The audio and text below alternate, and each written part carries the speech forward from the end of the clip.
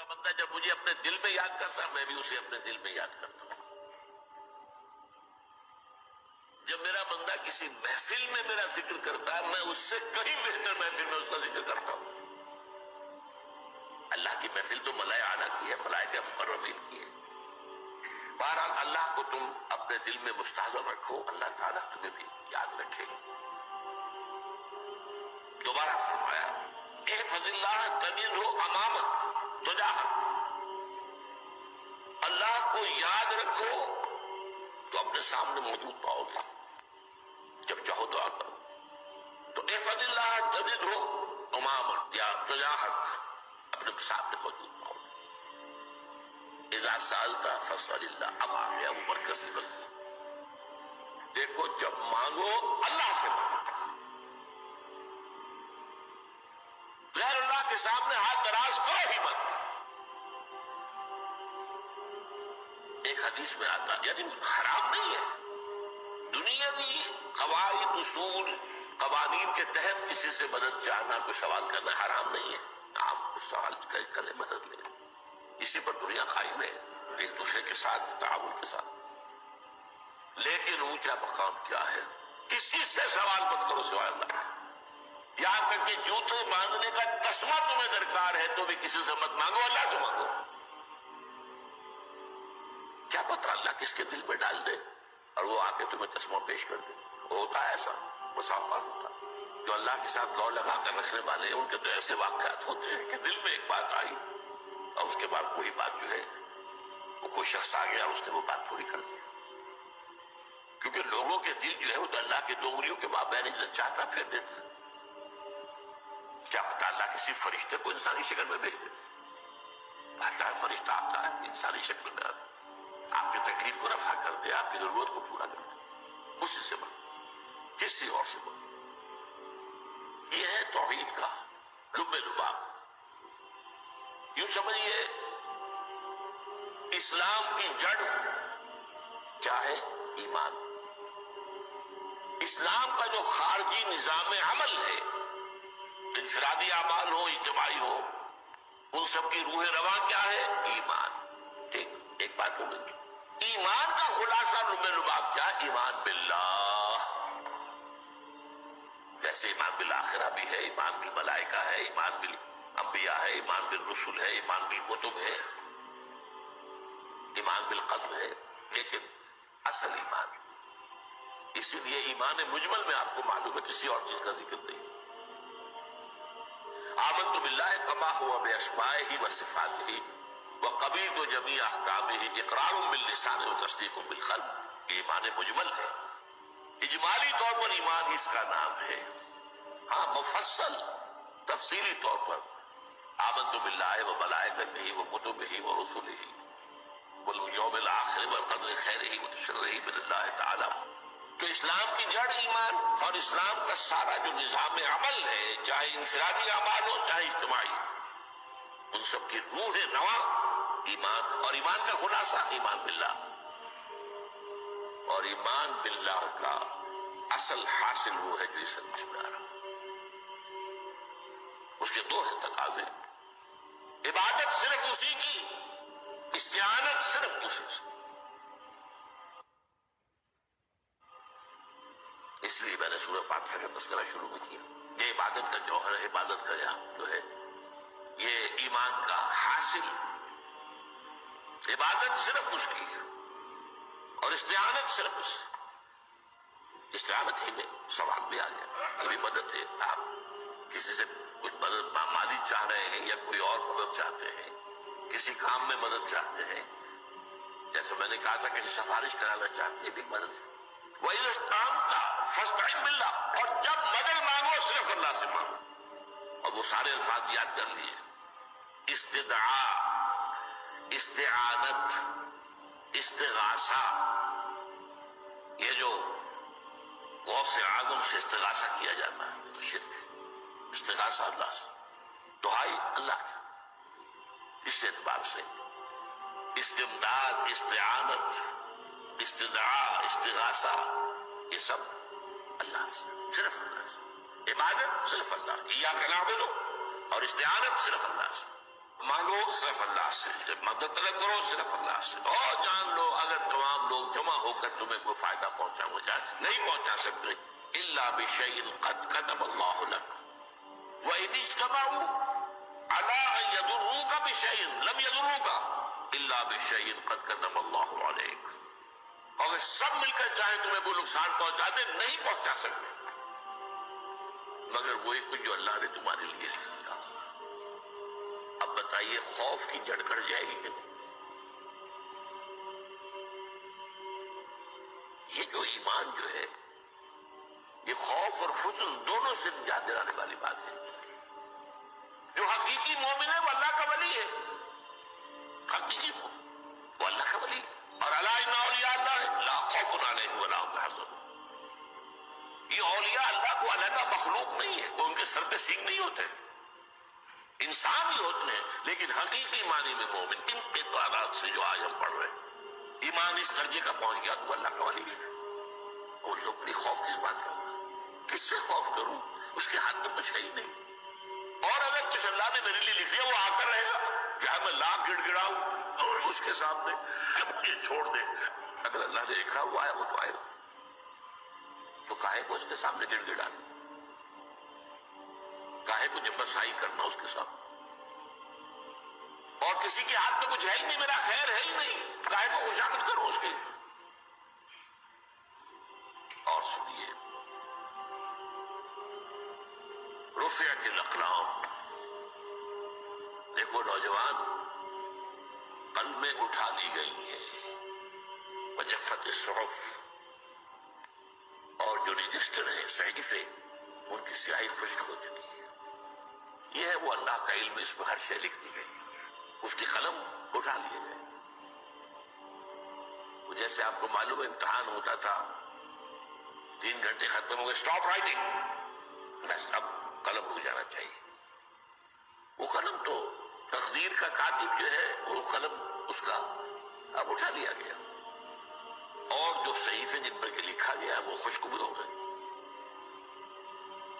یہ تو روایت ہے جو امام ترمذی نے جس کو روایت کیا، یہ متن ان کا ہے جو ہم نے پڑھا ابھی، اور ان کا قول یہ ہے کہ یہ حدیث حسن صحیح ہے، لیکن یہی روایت اور انہی راوی سے عبداللہ ابن عباس سے رضی اللہ تعالیٰ عنہما اور بھی محدثین نے کی ہے، تو اس میں سے ایک اور متن جو ہے وہ یہاں پر امام نووی نے دے دیا ہے۔ احفظ اللہ تجدہ امامک، یہ تو پہلا وہ ٹکڑا تھا، وقت جاہد تھا، یہاں امامک ہے، امام مطلب ایک ہی ہے، اپنے سامنے پاؤ، اللہ کی حفاظت کرو، اللہ کو دل میں، اللہ کی یاد کو محفوظ رکھو، گویا کہ اللہ کو مستحضر رکھو۔ ذکر اللہ کے معنی کیا ہے؟ استحضار اللہ فی القلب، یہ ذکر اللہ ہے۔ جنہیں ہم ذکر سمجھ بیٹھے ہیں وہ ذکر کے ذریعے، اقیم الصلاۃ لذکری، نماز قائم کرو میری یاد کے لیے، نماز ذریعہ ہے یاد کا۔ یہ علیحدہ بات ہے کہ آپ نے 17 رکعتیں بھی پڑھنی ہو عشاء کی اور یاد آپ کو آئی ہی نہیں کوئی، آپ تو ایک میکینیکل انداز میں جو ہے وہ اٹھک بیٹھک کر رہے ہیں اور آپ کی زبان سے کچھ بھی نکل رہا ہے، تو اس کا آپ کے شعور سے، دل کی گہرائی سے کوئی رابطہ ہے ہی نہیں، وہ ذکر تو نہیں ہوا۔ ہاں نماز فرض تھی وہ ادا ہو گئی، اب کی فرض ادا ہو گئی، تو جنہیں ہم نے ذکر سمجھا وہ ذرائع ذکر ہے، اللہ اللہ سبحان اللہ زبان سے، یہ تاکہ اس کے نتیجے میں وہ ذکر حاصل ہو جائے۔ استحضار اللہ فی القلب، ذکر کے معنی ہے استحضار اللہ فی القلب۔ تعرف الی اللہ فی الرخاء، اور دیکھو کشادگی کے وقت میں تم اللہ کو یاد رکھو، اللہ کی طرف رجوع کیے رہو، بھول نہ جاؤ۔ وہ نہ ہو جو کبھی کہا تھا، بہادر شاہ ظفر کے اشعار میں سے بہت زور کا شعر ہے، ظفر آدمی اس کو نہ جانیے چاہے کتنا ہی ہو فارمزکا، جسے عیش میں یاد خدا نہ رہی، جسے دیش میں خوف خدا نہ رہا۔ وہ ہے کشادگی کی حالت میں، جبکہ تمہارے لیے کشادگی ہے، اللہ کی طرف رجوع کیے رکھو۔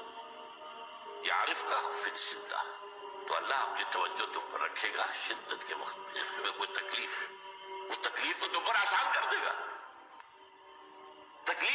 ہے، وہ لکھی ہوئی ہے، وہ تو آئے گی. لیکن یہ کہ اللہ تعالیٰ اس کی شدت کو، ایک ہی چیز ہے جس کو ایک انسان بہت شدت کے ساتھ محسوس کر رہا ہے، دوسرا آدمی اتنا نہیں محسوس کر رہا ہے، احساس کا معاملہ ہوگا. وہ تو اصل میں اگر انسان کی نرز کٹی ہوئی ہے تو احساس ہوگا ہی نہیں، سر سے نہیں ہوگا. تو اس اعتبار سے اللہ تعالیٰ تمہارے لیے اس شدت کی کمی کر دے گا. وَاعْلَمْ أَنَّمَا أَخْطَأَكَ لَمْ يَكُنْ لِيُصِيبَكَ، اور جان لو جو چیز تم سے چھوٹ گئی ہے، رہ گئی ہے، وہ ہرگز تمہیں ملنے والی نہیں تھی.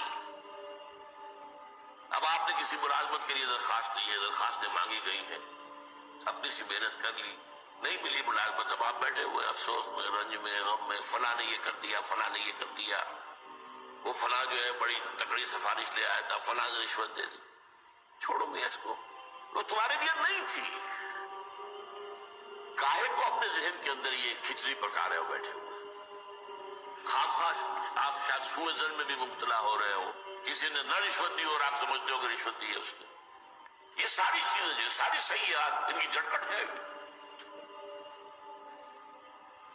وَاعْلَمْ أَنَّمَا أَخْطَأَكَ لَمْ يَكُنْ لِيُصِيبَكَ وَمَا أَصَابَكَ، جو چیز تم پر آ گئی، لَمْ يَكُنْ لِيُخْطِئَكَ، ہو ہی نہیں سکتا تھا کہ وہ تم پر نہ آ. یہ کر لیتا تو ہو جاتا، شاید یہ کر لیتا، میں نے ٹیکا پہلے لگوا دیا ہوتا تو یہ بات نہ ہوتی. بھائی وہ جو ہونا تھا وہ ہونا تھا. اب یہ وہ چیز ہے جس سے انسان میں کیفیت پیدا ہوتی، تسلیم و رضا. ہم بھی تسلیم کی خو ڈالیں گے، بے نیازی تیری عادت ہی صحیح. اے اللہ جو تو نے چاہا مجھے قبول ہے. اسی لیے میں نے آپ کو آیتیں سنائی سورۃ تغابن کی، ما اصاب من مصیبت الا باذن اللہ، کوئی مصیبت نہیں آتی مگر اللہ کے اذن سے. وَمَن یؤمن باللہ یہد قلبہ، جو اللہ پر ایمان رکھتا ہو اللہ اس کے دل کو ہدایت دے دیتا ہے. ہدایت کس بات کی؟ تسلیم و رضا. دوستاں سلامت کہ تو خنجر آزمائی، نہ شبت نصیب دشمن کے شبت ہلاکت دے گا. اے اللہ تیری طرف سے ہے، مجھے قبول ہے، اور بظاہر مجھے تکلیف ہو رہی ہے لیکن یقیناً اس میں میرا کوئی خیر ہے. بیدک الخیر، تیرے ہاتھ میں تو خیر ہی خیر ہے، جو بھی تیری طرف سے آئے. سر تسلیم خم ہے مزاج یاد ہے. اور یہ مضمون جو ہے زیادہ بڑے پیمانے پر سورہ حدید میں آیا ہے. ما اصاب من مصیبت فی الارض ولا فی انفسکم الا فی کتاب من قبل ان نبرأہا، کوئی مصیبت نہیں آتی نہ تمہاری جانوں میں نہ زمین میں. زمین میں زلزلہ آ جانا، سیلاب آ جانا، کچھ اور زمین کا دھنس جانا، یا یہ ہے کہ تمہاری جانوں میں کوئی بخار ہو گیا، کوئی اور تکلیف ہو گئی، اچانک معلوم ہوا کہ انسان کو کینسر ہے اور کینسر بھی اب 3rd stage کو پہنچ چکا ہے. لیکن جو بھی آیا ہے وہ اللہ کے علم کی کتاب میں پہلے سے لکھا ہوا ہے. فی کتاب من قبل ان نبرأہا، یہ کتاب میں درج ہے اس سے پہلے کہ اسے ظاہر کریں. اس کا نتیجہ کیا نکلنا چاہیے؟ لیکن لا تاسوا علی ما فاتکم ولا تفرحوا بما آتاکم، افسوس نہ کیا کرو جو تم سے جاتا رہے، چھوٹ جائے.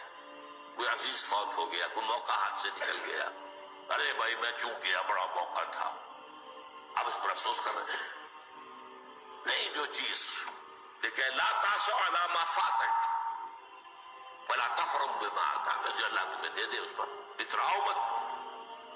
وما اصابک لم یکن لیخطئک واعلم ان النصر مع الصبر، اور جان لو اللہ کی مدد صبر کے ساتھ آتی ہے. جو آئے اس کی طرف سے جھیلو. زبان پر کلمہ شکوہ اور شکایت نہ آئے، اللہ سے شکایت نہ آئے.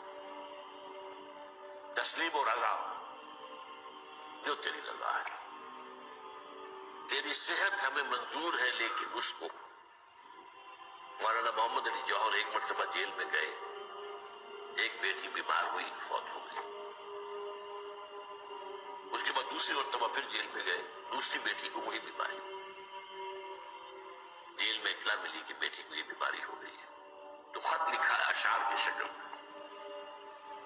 آخری شعر یہ ہے، تیری صحت ہمیں منظور ہے لیکن اس کو نہیں منظور تو پھر ہم کو بھی منظور۔ ہم تو چاہتے ہیں میں بیٹی کے تجھے شفا ہو جائے، اسے منظور نہیں تو پھر ہمیں منظور۔ وَاعْلَمْ أَنَّ النَّصْرَ مَعَ الصَّبْرِ وَأَنَّ الْفَرَجَ مَعَ الْكَرْبِ۔ فرج، فراخی، کھل جانا کسی چیز کا، یہ ہے کرب کے ساتھ، تکلیف کے ساتھ، تکلیف ہوتی ہے ساتھ۔ اللہ نے قانون بنایا ہے دنیا کا۔ اب آپ اندازہ کیجئے بچے کی ولادت میں ماں کو کتنی تکلیف اٹھانی پڑتی ہے۔ آج کل تو فیشن ہو گیا ہے، سیدھے سیدھے جاؤ آپریشن کراؤ تکلیف سے بچ جاؤ، لیکن یہ ہے کہ یہ بھی آپ کے علم میں ہوگا وہ ساری تکلیف جیسے ہی بچے کو لا کر ماں کے برابر لٹایا ہے ساری تکلیف ختم، پھر جو راحت اس سے میسر آتی ہے۔ ان الفرج مع الکرب وان مع العسر یسرا، اسی لیے میں نے وہ آیتیں بھی پڑھی تھی، ان مع العسر یسرا، ان مع العسر یسرا۔ اس دنیا میں یہ اللہ نے نظام بنایا ہے، سختیاں جھیلنی ہی ہوں گی۔ لقد خلقنا الانسان فی کبد، ہم نے انسان کو پیدا کیا مشقت کے اندر، مشقت تو کرنی پڑے گی۔ کسی کی جسمانی مشقت زیادہ، کسی کی ذہنی مشقت زیادہ، مشقت سے چارہ کسی کو نہیں۔ تو یہ ہے ان مع العسر یسرا ان مع العسر یسرا۔ بارک اللہ لی ولکم فی القرآن العظیم ونفعنی وإیاکم بالآیات